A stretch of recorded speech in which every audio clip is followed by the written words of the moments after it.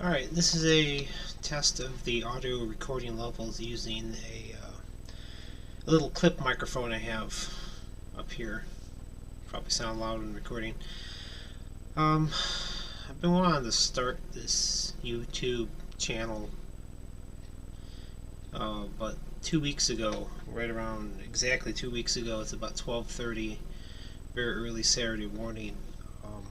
My mother-in-law died of it was probably a heart attack, I believe, or it's a cardiac arrest. I'm not sure exactly what it was. They just listed natural causes on the death certificate. So she was 74 years old, and she actually had diabetes for probably over 40 years. She developed gestational diabetes before my wife was even born. So yeah, she had lost her lower right leg about 4.5 years ago, and she's had congestive heart failure for the last several years. So the problem is they couldn't do anything else surgically with her. They had already tried a quadruple bypass surgery, but they were only able to find one good vein in her entire body. So they bypassed one artery and stented the other three. But of course, that's a temporary measure. And after you do that, there's really no other surgical route you can really follow. You can see on the screen it's just playing demo of Zillion for the Sega Master System. Actually a really good game. But this is more to test how the video looks and how I'm unhappy with some of the focus in the camera, but it's alright. So yeah, it's been a rough ups and downs the last 2 weeks. She was buried a week ago Tuesday. This is where we're at now is a basement in a suburb of Chicago. A near suburb. We're actually surrounded on three sides. The north, east, and south are surrounded by Chicago. So you can probably figure out where I live eventually.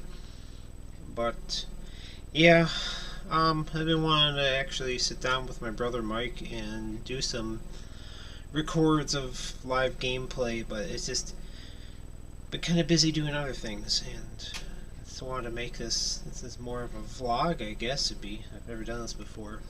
Um, uh, just what's going on. It's been, I mean, I really do enjoy repairing old systems.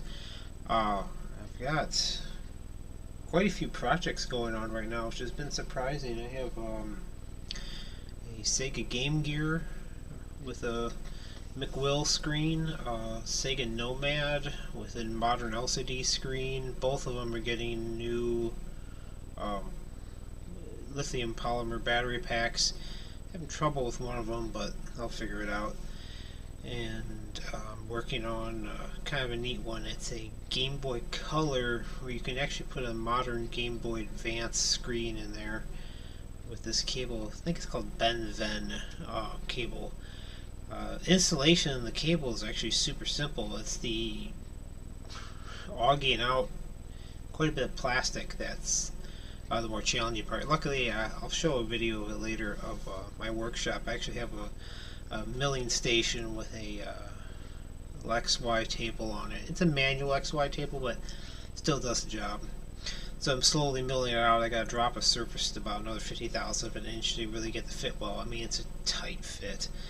And then upstairs, actually have it's received a Atari 5200 that a customer from California wants me to add an S video out, and I'll of course do a complete checkout of the system to see if there's anything else wrong with it. It might need a new cap or new. There's not that many caps on 5200 actually.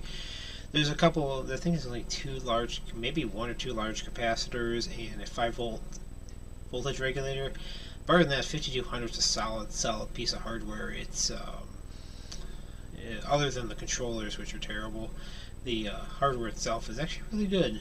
Very well made, same as the old Atari 8-bit computers, the 400 and 800 and the XL series and 1200 and the XEs. I mean, they're bulletproof. It's funny, you go on eBay, you almost never find a broken version of any of those systems because they just work. There's nothing to dry out or fail on them, so they last a long time.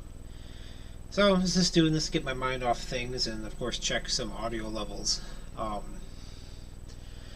I have a separate microphone here, but I wanted to see how the lavalier style microphone, which is there, how it works out instead. But yeah, it's been interesting. In the meantime, about a week and a half ago, I was just feeling down, so I decided to build a tube amplifier just for giggles. This only took me about less than an hour to do, because I've soldered a lot in my life. You see all the solder joints. Unfortunately, the Chinese supplier for this included the wrong power supply. You need an AC power supply, not a DC power supply, because if you have an AC power supply, DC power supply, it won't heat up the grid correctly. On vacuum tubes, they use a grid that actually does the amplification. What's it called? There's like I forget there's like a source and a drain or something like that on vacuum tubes. I can't remember correctly, but there's also a grid. If you ever wonder how a vacuum tube actually amplifies, you have there's a wire mesh in the tube itself called a grid, and that's the orange thing you'll see glowing inside of a tube. And something called the Edison effect, where if you have a source, you have a varying AC source on one side from like a electrical sound, a sound converter electrical signal. As the electrons come off of the source, it'll actually, because the grid is hot, the electrons are actually loose on the surface of the grid itself, and it knocks, as that signal passes through, it knocks off additional electrons, and those additional electrons are picked up on the amplified side of it. So before PNP and NPN transistors and op amps, there was vacuum tubes, and they still work. And once I get it to work, I'll actually use it for the microphone or my turntable I have as well. So it's kind of like a video diary, I guess. I guess it's a vlog. So in the future, we'll have this kind of layout. I'll have a little 16:9 window up in the upper left corner and have gameplay. I'll probably end up getting a better capture card for my setup. I have a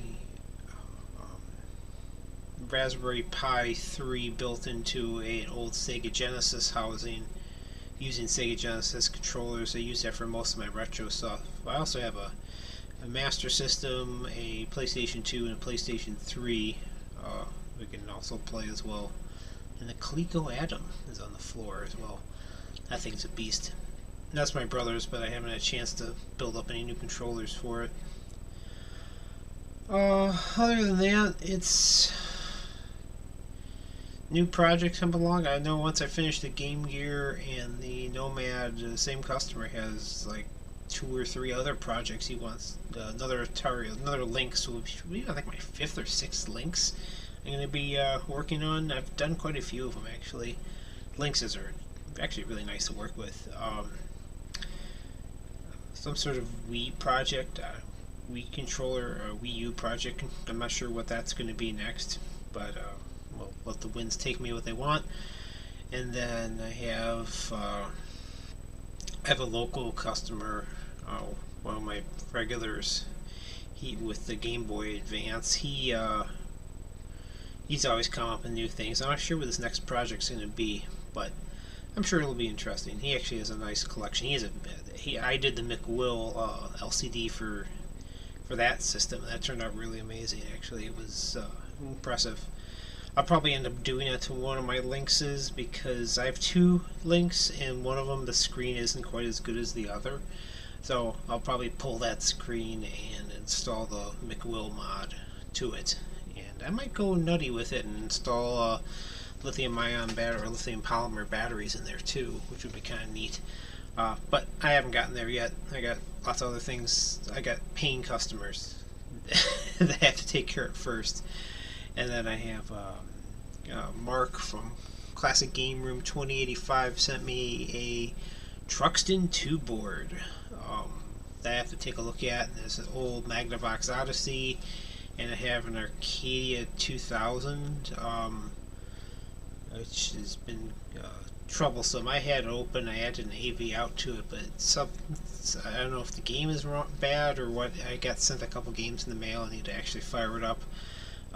It's not my favorite system. It's made like crap. It's garbage system. But hey, if you want to see some of the garbage systems that were around back in the day, it's good. Hopefully, I'll be able to get it working well enough they can actually use it for review.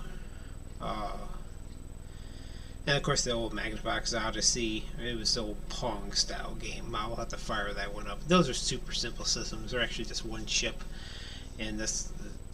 It's just like I think everything's like integrated into one chip. There's like nothing to them. So either the chip is good, the chip is bad, and there's just a small amount of support electronics to it, and that's all there is to them. I've actually did a little research on that. There's like 200 different systems based on the same chip. It's just the way they used to do it. It's in this lovely white, off-white, gigantic enclosure about the size of two footballs. It's huge. So been working on that one. So yeah, I got projects coming along. Working on the projects has been helping me clear my head a bit. I'm 44 years old and I've never been to a funeral before, so that was something new for me. If you've never had a close relative die, pass away, whatever you want to call it, there's nothing really can quite prepare you for it.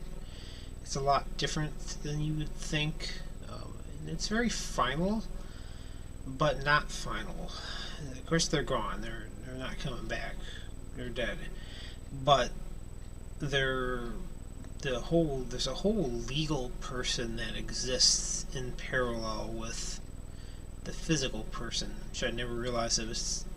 Your estate is just like another entity unto itself, and that needs to actually be wind down, and it winds down with some rapidity, but not. You wouldn't think the death is a business like any other, which I knew before all this, but I didn't really fully understand. Like, it's just a bunch of paperwork and forms that need to be filled out, and things have to be paid for, and things have to be registered, and it's just part of life is death, and taxes and paperwork continue on. Which I realize that, but when you actually see it in person, you realize it's like a business. It's like selling used cars. I mean, it's a business like anything else. So that was kind of interesting in a morbid way.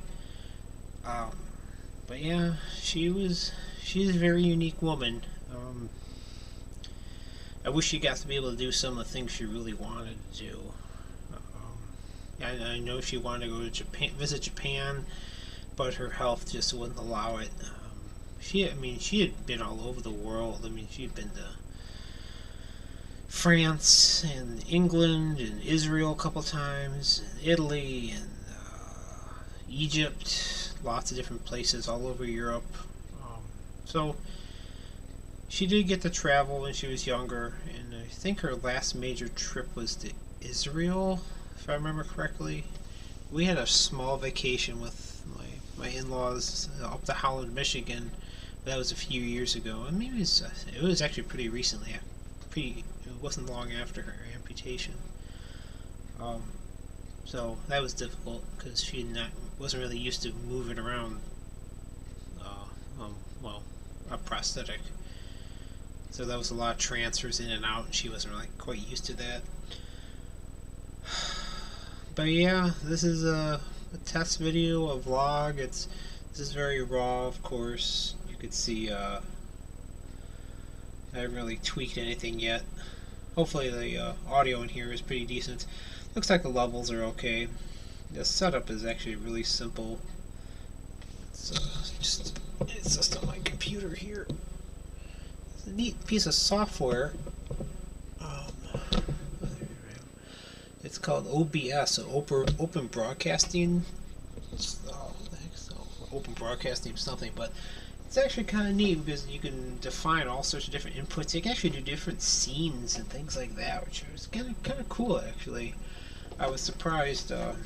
It's a nice piece of open source software. I'm a Linux guy. I've been using Linux for 20 years now.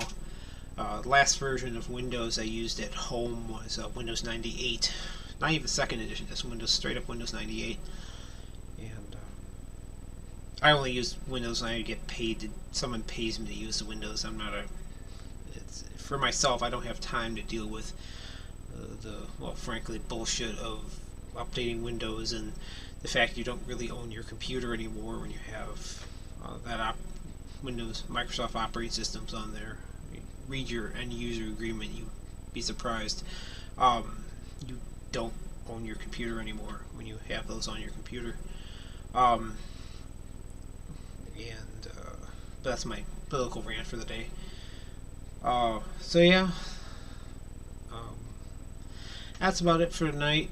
I'm gonna call it a night, and maybe I'll try to upload this to YouTube.